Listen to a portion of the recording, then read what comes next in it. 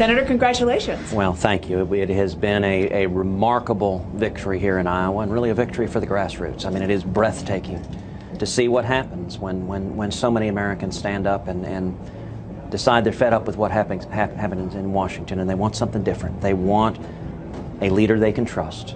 They want someone who will stand and fight for them against the corruption of Washington. And Heidi and I are overwhelmed. We're gratified.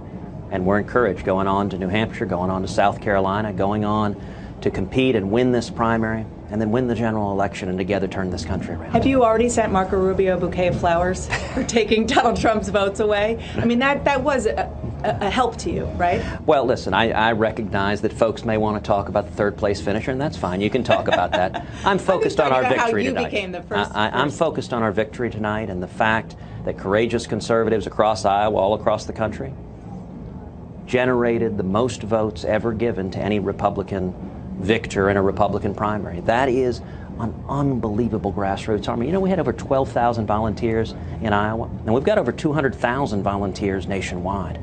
That's the strength of this campaign. It is a grassroots campaign. That has been where our fundraising has come from. It has been where our energy has come from. It's where our passion comes from. And if you want to know who I'm accountable to, that is to whom I am accountable. It is the men and women of the grassroots. Let's look ahead. Yeah. Who do you think your biggest competition is given the results tonight? Is it Donald Trump, or is he still a factor? Every candidate is going to have to decide what they do next in the campaign. I like and respect everyone in this race. I like and respect Donald Trump. I like and respect Marco. I like and respect everyone. Donald and Marco both had a good night. I congratulate them on their second and third place finish. Ben Carson had a good night. There are a lot of people, everyone in this field I like and respect. We're going to stay focused on making the case to the American people that we can't have another campaign conservative. I'm not taking anything away from your victory. You had a very solid, well-deserved victory given how much you guys worked.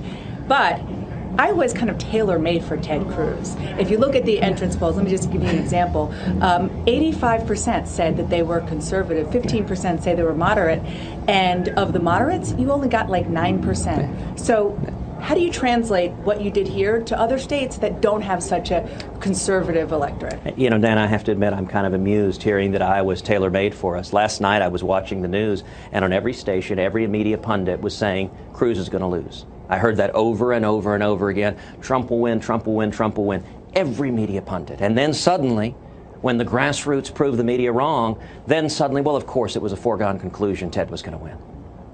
This is the power of the conservative grassroots. And there is a silent majority in this country. You know, one of the greatest lies that gets told on the airwaves over and over again is that this country has somehow embraced Barack Obama's big government failed liberalism. That's not true. This is a center-right country. This is a country built on Judeo-Christian values.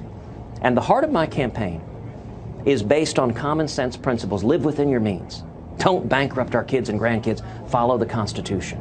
Do you still think that the nominee could emerge by like the middle of March? And do you think that you have the path to be that person? Look, I think it is entirely possible that we know our nominee by the end of March.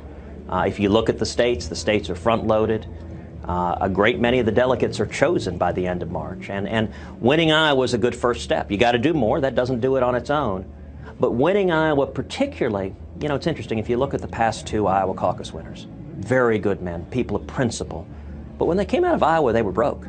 When they came out of Iowa, they didn't have the national infrastructure to be able to compete effectively enough to win the nomination.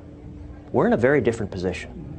You know, the finance reports that were filed last night showed that at the end of December 31st, that we had almost as much money in the bank, our campaign, as the campaigns of Jeb Bush, Marco Rubio, John Kasich, and Chris Christie combined. That is an incredible testament. Usually the conservatives broke.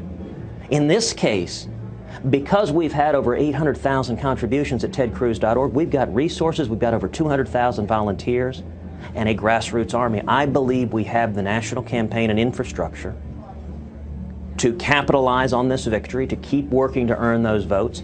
And I hope and believe, if we continue to be effective building that grassroots army, that we're going to win the nomination and then win the general election and beat Hillary Clinton in November.